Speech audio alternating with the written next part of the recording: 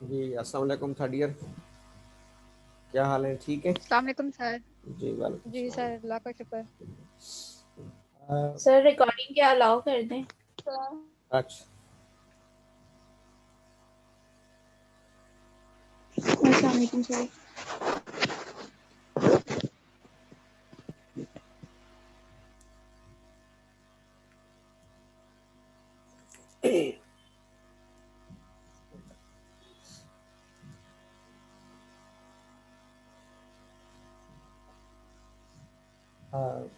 D generation को हमने study किया था कि किसी भी सेल का हायर स्टेट से लोअर स्टेट में आ जाना, किसी भी सेल का हाई एक्टिव फॉर्म से लो एक्टिव फॉर्म में आ जाना, किसी भी सेल का अरूज से जवाल की तरफ आ जाना, वो क्या कहलाता था?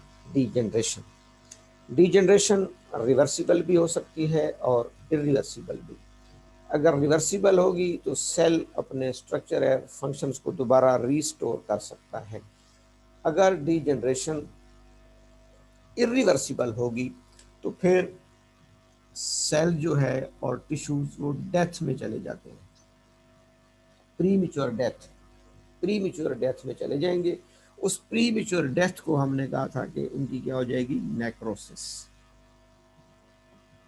यहाँ पर एक वाजे फर्क मैंने आपको बताया था, apoptosis, apoptosis, programme death, programme death, programme death of the cell, और necrosis, premature death of the cells. Apoptosis physiology है और नेक्रोसिस पैथोलॉजी है। एपोप्टोसिस फिजियोलॉजी है, नेक्रोसिस पैथोलॉजी है। पिछले लेक्चर में भी एक क्वेश्चन किया था, मैंने आपको बताया था कि जैसे लिवर के सेल्स हैं हेपेटोसाइट्स, उनके अंदर लिवर इंजाइम्स होते हैं जिनमें ALT, AST, अल्कलाइन फास्फेट वगैरह। तो वो आप देखते होंगे कि अक्सर उनके आगे एक नॉर्मल वैल्यू आ रही होती है, इतने तक ये नॉर्मल हैं। फॉर एग्जांपल जैसे ALT के आगे लिखा होता है अप टू 40 इंटरनेशनल यूनिट पर ml। तो ये 40 का क्या मतलब है? 40 का मतलब ये है कि अगर जिगर के सेल्स की प्रोग्राम डेथ हो रही है, एपोप्टोसिस हो रही है, तो ALT इतना ही लीक आउट करके ब्लड स्ट्रीम में आएगा, मैक्सिमम 40 तक। ये रिसर्च डेटा होता है। इससे ज़्यादा अगर आ रहा है तो फिर एक इंडिकेशन है, फिजिशियन के लिए एक लाइन मुतय्यन हो जाती है कि इसका मतलब ये है कि हेपेटोसाइट्स एपोप्टोसिस के साथ साथ नेक्रोसिस में जा रहे हैं, नेक्रोसिस में जा रहे हैं। प्री प्रोग्राम डेथ के साथ साथ प्री मिच्योर डेथ हो रही है, और फिर उस प्री मिच्योर डेथ को डायग्नोज करने के लिए हम उनकी वायरोलॉजी कराते हैं। Hepatitis B, hepatitis C, alcoholic hepatitis, बहुत सारी टाइप्स होती हैं कि आखिर क्यों सेल जो है वो नेक्रोसिस में जा रहे हैं। ये सिर्फ लिवर सेल्स के लिए नहीं होता। जैसे हार्ट के सेल्स हैं, मायोकार्डियम, अब मायोकार्डियम लेयर है, उसके अंदर जो सेल्स होते हैं वो होते हैं मायोसाइट्स, मायोसाइट्स। अब उनके अंदर भी इंजाइम्स होते हैं, एक ट्रोपोनिन,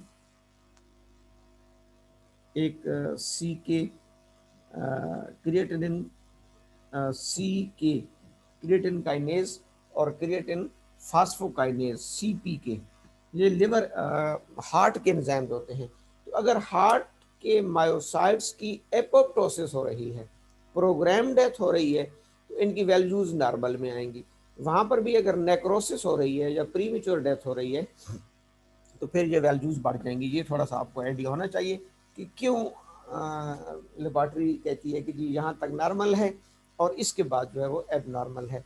तो नॉर्मल का मतलब ये होता है कि वो अगर कोई एंजाइम्स है तो वो नॉर्मल का मतलब ये है कि एपोप्टोसिस की सूरत में वो उतना रिलीज होगा, नेक्रोसिस की सूरत में वो बढ़ जाएगा। अब नेक्स्ट ये एक स्टेजेस होती हैं, एक सीक्वेंस होता है। सबसे पहले सेल की डीजनरेशन होती है, फिर उसकी नेक्रोसिस होती है। नेक्स्ट जो हमारा टॉपिक है वो है गैंग्रीन। गैंग्रीन आज जो हमने टॉपिक पढ़ना है वो है गैंग्रीन। गैंग्रीन का लफ्ज़ एक लातीनी ज़बान का लफ्ज़ है। गैंग्रीन एक लैटिन ज़बान का लफ्ज़ है। लैटिन लातीनी ज़बान का लफ्ज़ है जिसको कहते हैं गैंग्रियाना। गैंग्रियाना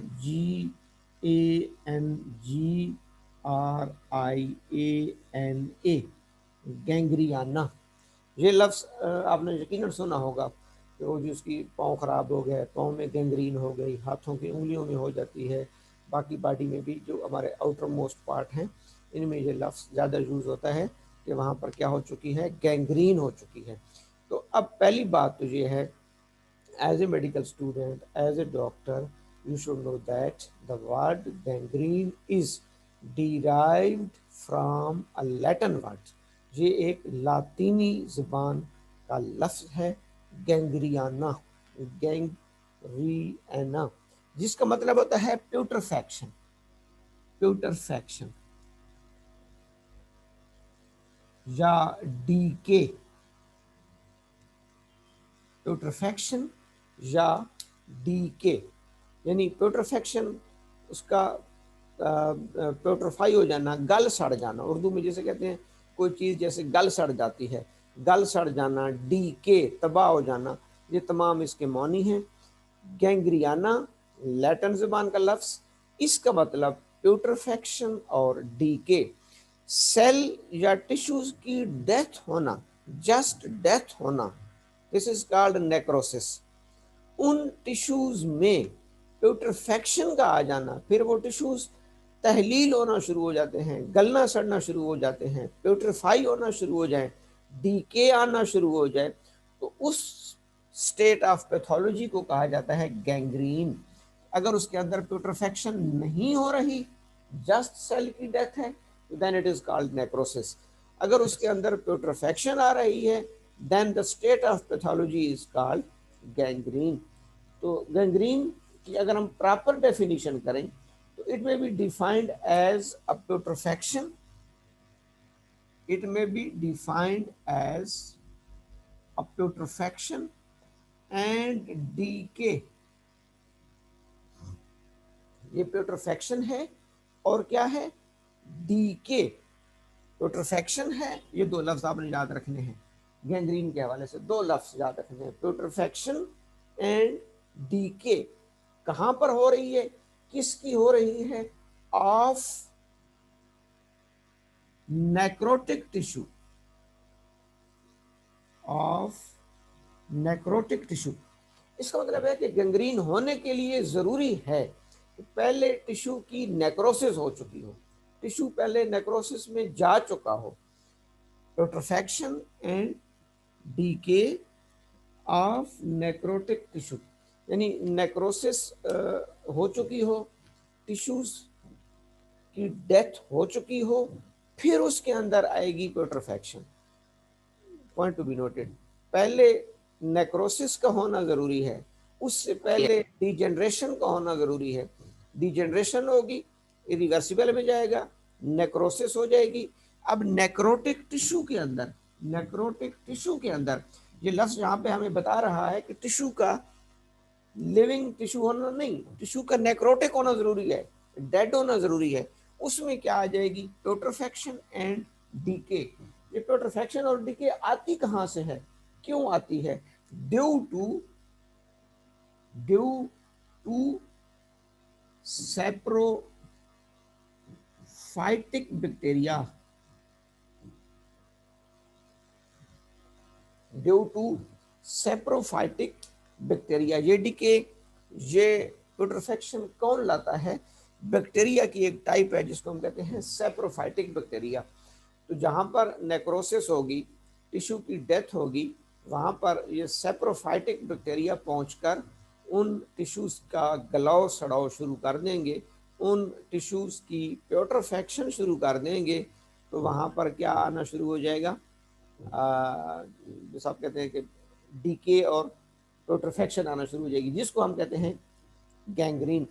गैंग्रीन वो कैफियत है जिसमें डेड टिश्यूज पर सेप्रोफाइटिक बैक्टीरिया की ग्रोथ होती है और ये बैक्टीरिया प्यूट्रिफेक्शन पैदा करने लगते हैं। फिर मुतासरा मकाम स्याही महल यानी ब्लूइश, डार्क ब्लूइश होना शुरू हो जाता है। ये गैंग्रीन की निशानी है, डार्क ब्लूइश स्याही मैल होना शुरू हो जाता है। जिस तरह ब्लू स्याही का कलर होता है, स्याही मैल। आप देखते हैं कि वो अगर खुदा न खास्ता ये फिंगर है तो नेक्रोसिस पैर से नहीं पता चलता कि नेक्रोसिस इसमें है कि नहीं। गैंग्रीन आपको देख के समझ आ जाएगी कि ये एरिया काला हो चुका है, नीला हो चुका है, तो इस एरिया में क्या आ चुकी है, गैंग्रीन आ चुकी है। गोया गैंग्रीन का अमल नेक्रोसिस के बाद डेड टिश्यूज में वकूफ़ पजीर होता है और इस गैंग्रीन में बेसिक रोल, बेसिक किरदार एक बैक्टीरिया का है जिसको कहा जाता है सेप्रोफाइटिक बैक्टीरिया। ये सेप्रोफाइटिक बैक्टीरिया उस मुतासरा टिश्यूज में पहुंचकर अपनी ग्रोथ करते हैं, अपनी एक्टिविटी करते हैं और उसके नतीजे में आ जाती है गैंग्रीन। ये तो इसकी डेफिनेशन थी और मेरे ख्याल में अब आप जी तो सर ये बॉडी के बाहर से ये बैक्टीरिया जाता है? जी बॉडी के बाहर हाँ से जाएगा सेप्रोफाइटिक बैक्टीरिया? हाँ क्योंकि बिल्कुल प्रोग्राम डेथ भी तो हो रही होती है ना, उसके अंदर तो बिल्कुल नहीं होता बिल्कुल ये। ऐसे ही होगा। और ये गैंग्रीन आगे हम थोड़ा पढ़ेंगे, गैंग्रीन होती भी एक्सपोज्ड पार्ट पर ज्यादा है। अंदर भी हो सकती है, बैक्टीरिया तो खैर अंदर भी पहुंच जाता है ना। बैक्टीरिया तो जब दाखिल हो जाएगा बॉडी में वो तो फिर अपने मकामात ढूंढता है। हो सकता है इस वक्त भी मेरे और आपकी बॉडी में सेप्रोफाइटिक बैक्टीरिया फिर रहा हो, लेकिन उसको कोई ऐसा गैंग्रीन पॉइंट नहीं मिल रहा, ऐसा पॉइंट नहीं मिलेगा जहां पर वो अपनी ग्रोथ करेगा। और गैंग्रीन की जो फेवरेबल साइट्स हैं, जो फेवरेबल प्लेसेस होते हैं, वो होते हैं एक्सपोज्ड पार्ट। एक्सपोज्ड पार्ट, अब एक्सपोज्ड पार्ट कौन से होते हैं?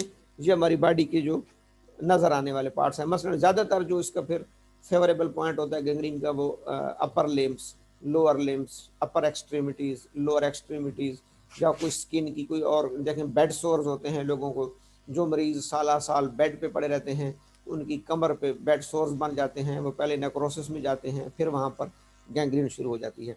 यही मैंने आपको अर्ज किया था कि हार्ट में भी जिनको हार्ट अटैक होता है उनके मायोकार्डियम, मायोकार्डियम में नेक्रोसिस होती है, लेकिन चूंकि हार्ट आपका एक्सपोज्ड नहीं है तो इसलिए वहां पर गैंग्रीन नहीं होती, वहां पर अमूमन नेक्रोसिस हो चुकी होती है, कुछ पोर्शन हार्ट का डैमेज हो चुका होता है, कुछ सेल्स की डेथ हो चुकी होती है, लेकिन गैंग्रीन वहां बहुत कम मिलती है।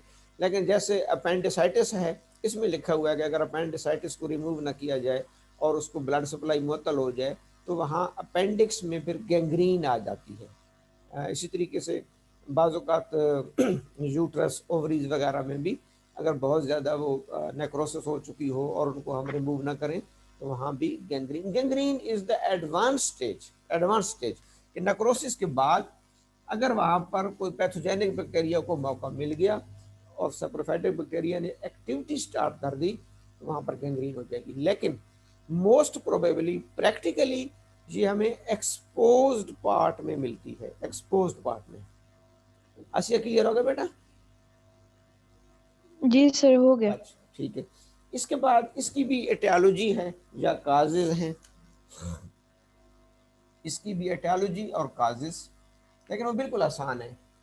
डीजेनरेशन के काजेज, ये आपके लिए प्लस पॉइंट है कि डीजेनरेशन के काजेज और नेक्रोसिस के काजेज और गैंग्रीन के काजेज सेम होंगे, क्योंकि उन्हीं काजेज से डिजेनरेशन होती है, फिर उन्हीं काजेज से नेक्रोसिस होती है, फिर उन्हीं वही काजेज नेक्रोसिस के बाद चूँकि गैंग्रीन बनती है तो काजेज वही होंगे। कौन कौन से? अब तो आपको ज़बानी याद है।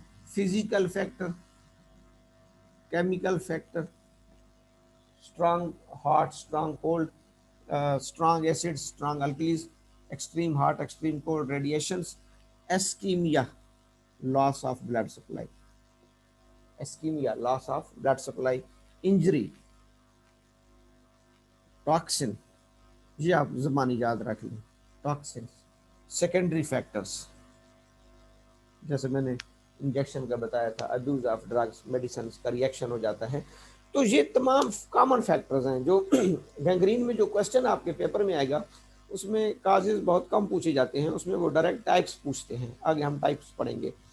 फिर भी आप क्वेश्चन को बेहतर बनाने के लिए सिर्फ हेडिंग लिख दें ताकि उनको समझ आ जाए कि इनको पता है कि काजेज क्या है। हाँ, अगर वो पेपर में लिख देता है कि write down the causes of gangrene, फिर आपने एक एक काज को थोड़ा थोड़ा एक्सप्लेन भी कर देना है। तो ये तीनों के काज यही हैं, डीजेनरेशन के, नेक्रोसिस के और गैंग्रीन के। और मेरे ख्याल में इनको मज़ीद एक्सप्लेन करने की ज़रूरत भी नहीं है क्योंकि आप ऑलरेडी इनको डिस्कस कर चुकी हैं। अब इसके बाद आता है types of gangrenes. Types of gangrene.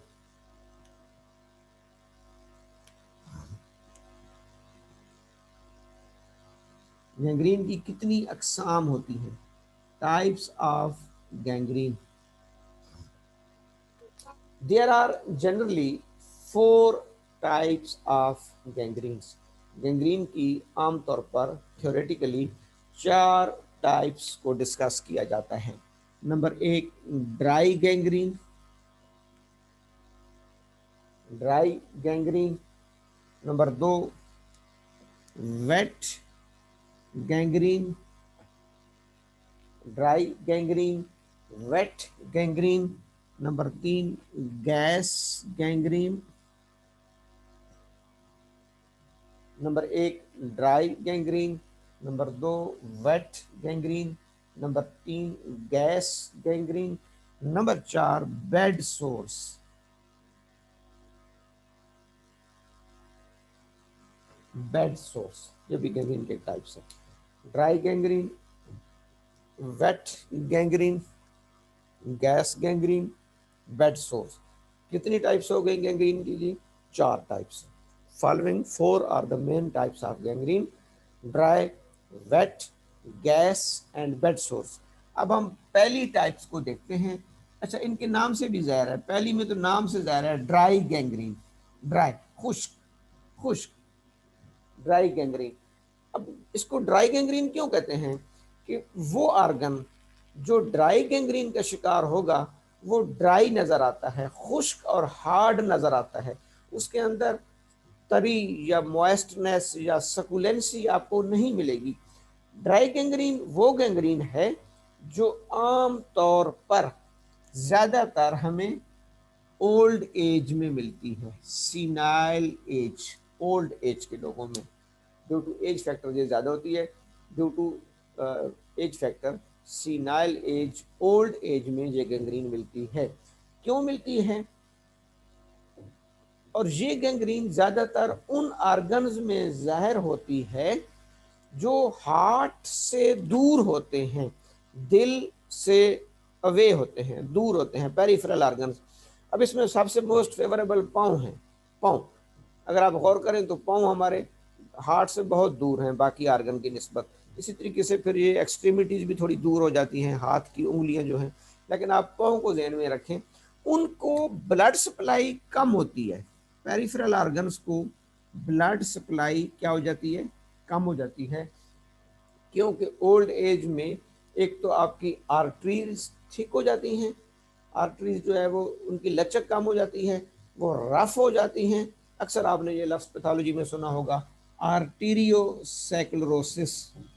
आर्टीरियोसेक्लरोसिस, artery, artery को कहते हैं ओ मिलाने के लिए, सेक्लरोसिस रफनेस, हार्डनेस, थिकनेस, यानी आर्टरीज के अंदर जो लचक होती है, ये जैसे रबड़ में एक लचक होती है, एक रबड़ बैंड होता है ना, उसको हम खींचते हैं तो वो कंट्रैक्ट कर जाता है, फिर वो रिलैक्स कर जाता है।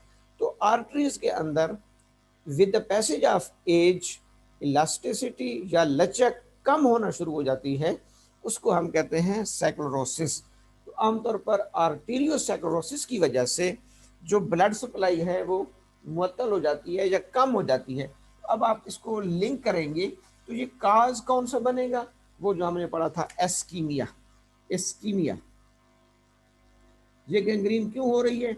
इस्कीमिया की वजह से। मसलन ये सेल्स हैं,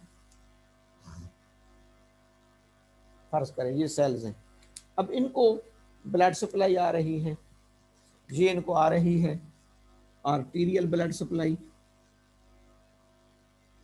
और ये इनसे जा रही है venous blood supply. Arterial blood supply blood को इन सेल्स तक पहुंचा रही है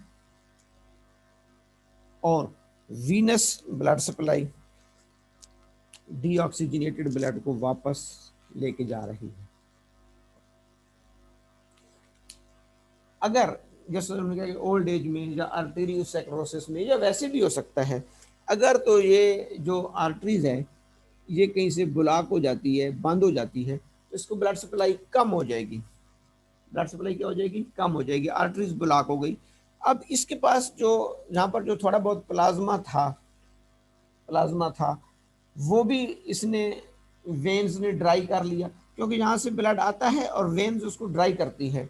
तो इसमें इंपॉर्टेंट पॉइंट, ड्राई गैंग्रीन में आर्टीरियल ब्लड सप्लाई जो है वो मुअत्तल हो जाती है और वीनस ब्लड सप्लाई कंटिन्यू रहती है।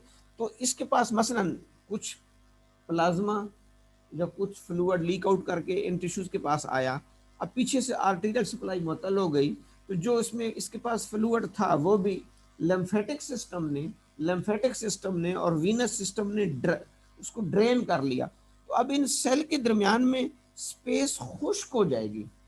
Very very very important point. इन सेल्स के दरमियान में स्पेस ड्राई हो जाएगी, खुश्क हो जाएगी।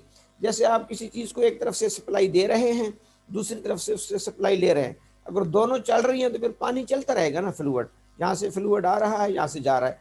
अगर आने वाला बंद हो जाए, जाने वाला खुला रहे, तो वो तो उसको ड्रेन कर लेगा, फिर पीछे से यहाँ पर फ्लूइड जीरो रह जाएगा।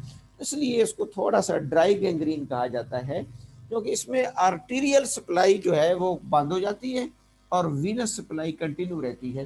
तो यहाँ पर जो टिश्यूज के दरमियान जो फ्लूइड होता है, जो इंटरस्टिशियल स्पेसेस में फ्लूइड होता है, उसको वेन्स और हमारा लिम्फेटिक सिस्टम वो भी इसको ड्राई करता है ना। लिम्फेटिक सिस्टम जो छोटे छोटे लिम्फ वेसल्स हैं वो इस फ्लूइड को ड्राई करती रहती हैं लिम्फ की सूरत में। लेकिन पीछे चूंकि आर्टीरियल सप्लाई आती रहती है, तो ये जो यहाँ पर फ्लूइड है ये कैम डैम रहता है। टिश्यूज के अंदर, सेल्स के अंदर फ्लूइड कैम डैम रहेगा। लेकिन इस केस में आर्टीरियल सप्लाई बंद होने की वजह से सारा फ्लूइड ड्रेन हो जाएगा और यहाँ पर फ्लूइड नहीं मिलेगा हमें। तो हमें देखने में वो स्पेस या वो ऑर्गन क्या नजर आएगा? ड्राई नजर आएगा। इसको कहते हैं ड्राई गैंग्रीन। ये आमतौर पर उन ऑर्गन्स में होती है जहाँ पर ब्लड सप्लाई लो होती है। लोअर एक्सट्रीमिटीज, बिलखुसूस लेग्स, फीट्स, पाँव की उंगलियां वगैरह इसका खास टारगेट होती हैं। इन ऑर्गन्स पर मामूली सी आने वाली चोट भी, जैसे डायबिटिक फुट होता है, डायबिटीज भी ज़्यादा खुद एक बहुत बड़ा काज है कि वहाँ पर डायबिटीज ब्लड सप्लाई को लो करेगी। डायबिटीज की वजह से एस्कीमिया हो जाएगा और लॉस ऑफ नर्व सप्लाई होगी, तो वहाँ पर अब गैंग्रीन बनना शुरू हो जाती है। ऐसी कैफियत में जी सर, जैसे ओल्ड एज में फुट्स में जो बेसिकली टो नेल होता है, अंगूठे का नाखून होता है, उसके अंदर कहते हैं फंगस आ गया, लेकिन पूरा नेल ब्लू हो जाता है और उतरने शुरू हो जाता है। सर, वो भी कह सकते हैं हम कि वो ड्राई गैंग्रीन का एक वैसे तो वो फंगल इन्फेक्शन है, ठीक है, लेकिन ठीक है बिल्कुल। अब बेसिकली तो वो भी नेक्रोसिस है बेटा। देखें, हमने नेक्रोसिस में एक काज पढ़ा था, बैक्टीरियल टॉक्सिन या पैथोजेनिक टॉक्सिन पढ़ा था ना, पैथोजेनिक टॉक्सिन। तो ये फंगल इन्फेक्शन पैथोजेनिक टॉक्सिन है। वो फंगल ग्रोथ की वजह से, उस टॉक्सिन की वजह से उसमें पहले नेक्रोसिस आएगी और नेक्रोसिस के बाद बिल्कुल ठीक है, वो फेवरेबल पॉइंट है गैंग्रीन के लिए, क्योंकि एक्सपोज्ड पार्ट है। अगर उसको प्रॉपर आपने ट्रीट नहीं किया, अगर एंटीबायोटिक्स जैसे एलोपैथिक में दी जाती हैं या उसकी ड्रेसिंग की जाती है, अगर प्रॉपर तरीके से आपने उसको हैंडल नहीं किया और वहाँ पर सेप्रोफाइटिक बैक्टीरिया की एक्टिविटी शुरू हो गई, तो that will be converted into gangrene.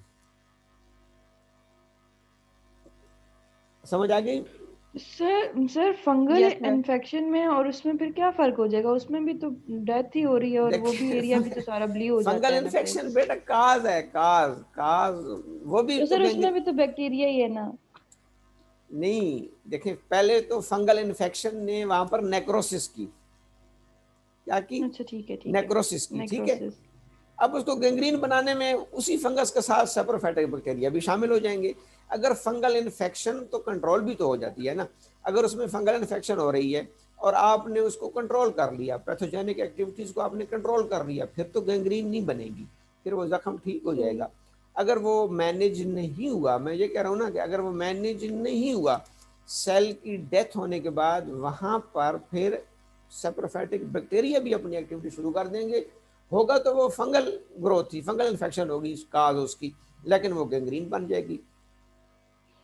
मतलब ये कि फंगल में मतलब रिवर्सिबल कंडीशन हो सकती है, लेकिन गैंग्रीन में हाँ, इरिवर्सिबल कंडीशन होती है। देखिए फंगल में तो एलोपैथिक में वो एंटी फंगल मेडिसिन देते हैं।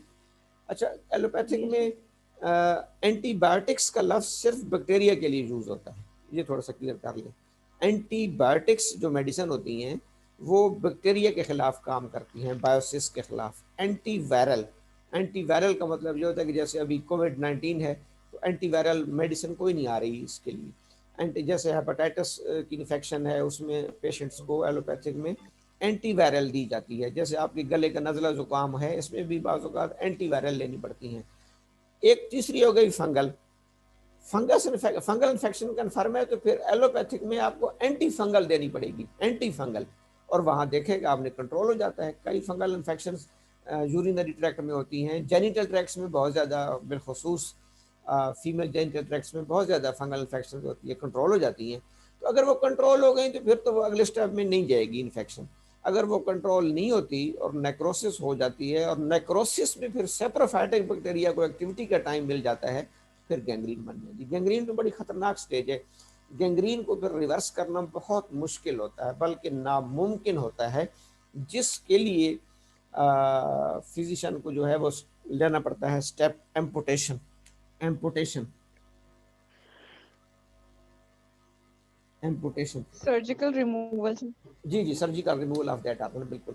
अभी रिसेंटली मेरे एक गांव का पेशेंट था, उस बेचारे को इलेक्ट्रिक करंट लगा है, शॉर्ट लगी है बड़ी सख्त किस्म की। तो उसकी ये जो हाथ की उंगलियां हैं, ये वो तार को पकड़ रहा था ना, तो सबसे ज़्यादा वो ये मुतासर हुई थी। अब इनमें इलेक्ट्रिक करंट की वजह से, अब देखें पैथोलॉजी आपको बहुत ज़्यादा गाइड करती है। अब काज क्या बना? Electric current. एक किस्म की वो रेडिएशंस में ही आ जाती है, या फिजिकल फैक्टर में आ जाती है इलेक्ट्रिक करंट। काज क्या बना? Electric current. As a doctor मुझे पता है कि ये कौन सा काज हो जाएगा? Physical factor. अब फिजिकल फैक्टर इलेक्ट्रिक करंट ने इसको मुतासर किया। पहले तो उन्होंने कोशिश की 1-2 महीने, ट्रीटमेंट भी करते रहे, लेकिन वहाँ पर ज़ाहिर है डिजनरेशन के बाद फ़ौरन नेक्रोसिस शुरू हो गई, अंगुलियों के सेल्स डैमेज होना शुरू हो गए। फिर एक स्टेज ऐसी आई कि उन्होंने कहा जी नहीं, ये अब काली बिल्कुल, वो कहते हैं कि जैसे उंगलियां काली स्याह हो गई थी, जैसा भी हमने लिखा ना, स्याही मैल। तो अब उन्होंने फैसला किया, उन्होंने एम्पुटेट किया यहाँ से, और बड़ी कोशिश की डॉक्टर्स के साथ मिलकर मीटिंग करके। उन्होंने कहा जी अगर हम इसको एम्पुटेट नहीं करते तो इस बच्चे का नुकसान है, ये आगे स्प्रेड करती है गैंग्रीन, और इसका फिर हाथ काटना पड़ेगा। तो अब उन्होंने इसकी ये जो फिंगर्स की जहाँ तक इसको एम्पुटेट कर दी है, क्योंकि वहाँ वाजे तौर पर गैंग्रीन बन गई थी। गैंग्रीन के पीछे काज क्या है? Electric current, which is a physical factor. So I know that उस इलेक्ट्रिक करंट ने फ़ौरन, डिजनरेशन तो खैर विद इन सेकेंड हुई होगी, उसके बाद वो नेक्रोसिस में चले गए। नेक्रोसिस के बाद भी वो उसके अंदर स्प्रेड आना, इन्फेक्शन आना, क्योंकि एक्सपोज पार्ट था ना, एक्सपोज पार्ट था, तो हो सकता है उसकी बॉडी के अंदर भी इलेक्ट्रिक करंट ने कहीं नेक्रोसिस की होगी, सॉर्ट आउट हो रहा है। लेकिन ये चूँकि एक्सपोज पार्ट थे, तो इसलिए वहाँ पर उन्होंने क्या कर दिया, इसको एम्पुटेट कर दिया इसको। 10-8 मिनट रह गए मैं, अच्छा इसके नोट्स में अपडेट करके। इंजिला सैयद, आप का रेज हैंड आ रहा है, कोई क्वेश्चन है या वैसे आ रहा है बेटा? Hello sir. जी जी सर, जो डायबिटीज के पेशेंट्स होते हैं उनके जो इन्फेक्टेड पार्ट्स होते हैं वो भी गैंग्रीन में ही आएंगे? हाँ बिल्कुल, उसको डायबिटिक फुट कहते हैं बेटा, उसके लिए स्पेशली एक नाम होता है डायबिटिक फुट, शुगर का पाँव। ओके। उसमें डायबिटीज़ की वजह से पहले पाँव के एरियाज को ब्लड सप्लाई मुअत्तल होगी, कम होगी। आपने देखा होगा कि उसके पाँव पे ज़ख़म आना शुरू हो जाते हैं, यानी वो अब आम आदमी को ज़ख़म आता है ना तो वो रिवर्स हो जाता है, वो ठीक हो जाता है। उनका ज़ख़म फिर रिवर्स नहीं ठीक। होता। नेक्रोसिस के बाद फिर, चूँकि पाँव है, पाँव ने तो हर वक्त एक्सपोज होना होता है, चलते फिरते, पानी, गर्दो गुबार, तो इसलिए ये ख़तरनाक है कि सबसे पहले डायबिटीज़ के बंदे का पाँव ख़राब होते हैं, डायबिटिक फुट। और फिर आपने देखा होगा कि मैंने तो देखा है कई डायबिटिक पेशेंट्स के पाँव की उंगलियों को, फिर थोड़ा सा पाँव को एम्पुटेट करना पड़ता है। गैंग्रीन का प्रॉब्लम ये है कि ये भी यूँ समझ लें कि कैंसर की तरह होती है, दूसरी तरह ये आगे स्प्रेड करती है, गैंग्रीन आगे बढ़ती है, इन्फेक्शन बढ़ती है तो दूसरे ऑर्गन को ख़राब करती है। क्लियर हो गया? जी जी सर, थैंक यू। ठीक है। टाइम तो अभी कम बचा है। ये एक मुख्तसर सी एक रिपोर्ट थी, मैंने कहा चले आपके साथ। बंद की चाहिए जी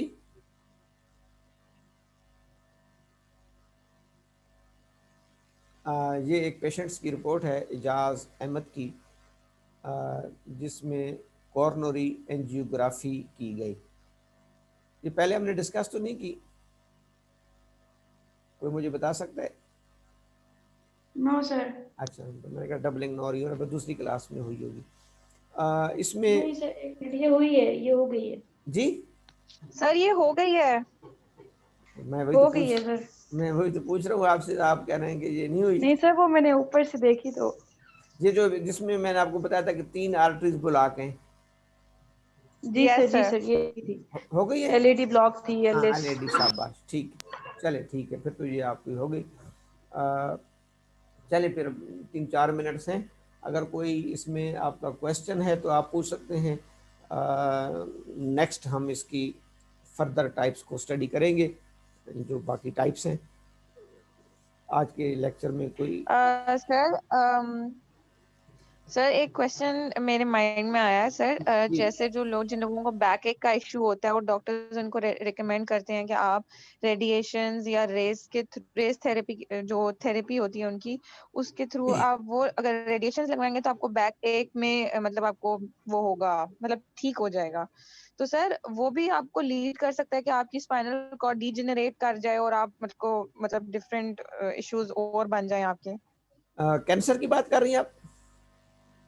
yes sir, yes sir. Sir हाँ वही जो केस था, मतलब जो मेरी कजन का था जी, सर, मुझे तो ऐसा बिल्कुल। लगता है कि मे ये बी वे रेडिएशन कीमो कॉज बनी है। हाँ, कीमोथेरापी और रेडियोथेरापी के तो बहुत ज़्यादा साइड इफ़ेक्ट्स हैं, बल्कि कैंसर का पेशेंट आम तौर पर कैंसर की बीमारी से उसकी डेथ कम होती है, उसकी कीमोथेरापी और रेडियोथेरापी की वजह से डेथ हो जाती है। आपने देखा होगा शायद अक्सर पेशेंट्स की साइकिल्स के दौरान, यानी ट्रीटमेंट के दौरान उनकी डेथ हो जाती है, जो मैंने देखे हैं। तो वो इनके साइड इफ़ेक्ट्स को बर्दाश्त नहीं कर पाते। तो बिल्कुल रेडियोथेरापी उसके हेल्दी सेल्स को भी डैमेज कर सकती है। लेकिन चूँकि थोड़ा आजकल एडवांस टेक्निक्स आ गई हैं, वो कोशिश करते हैं कि रेस को महफूज तरीके से बॉडी में दाखिल करें और कंट्रोल्ड फ्रीक्वेंसी में दाखिल करें, ताकि वो कम से कम नुकसान करें। इस बात पे तो अभी भी रिसर्च हो रही है कि जितना कम से कम नुकसान हो सकता है, ताकि वो कैंसर सेल्स को ज़्यादा डैमेज करें और हेल्दी सेल्स को डैमेज न करें। लेकिन रेडिएशंस जो क्रूड रेडिएशन है, क्रूड का मतलब ये है कि आप एक कोई फैक्ट्री है शॉ की, वहाँ आप चले जाएं तो वो तो टोटली आपके लिए जो है ना वो एडवर्स इफेक्ट काज करेंगी।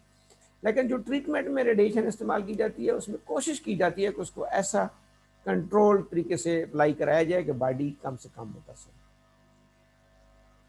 और हमारी रेपरेटरी में मैंने शायद आपको एक दफ़ा मेडिसिन बताई थी, बैड इफ़ेक्ट्स ऑफ कीमोथेरापी और बैड इफ़ेक्ट्स ऑफ रेडिएशन।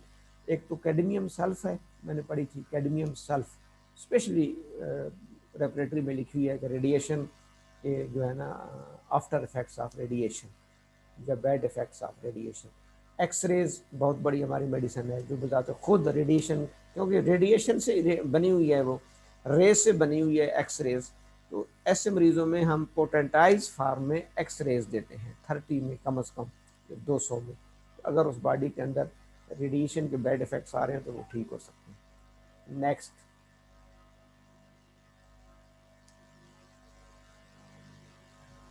कोई नेक्स्ट है या समझ आ गई सबको?